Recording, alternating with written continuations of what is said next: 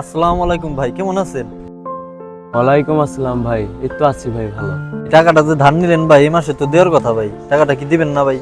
আসলে ভাই এই মাসে টাকাটা আমার খরচ হয়ে গেছে, আমি সামনে মাসে ভাই দিয়ে দেবো। আচ্ছা ভাই, দিন তাহলে পরের মাসে, ঠিক আছে? আসি ভাই তাহলে। তুই আর আমার নিয়ে আসবি না। হে তোরে কয় টাকা নাই আর তুই আমার চলে যাস, এরকম হইলে তুই আর আমার নিয়ে আসিস না।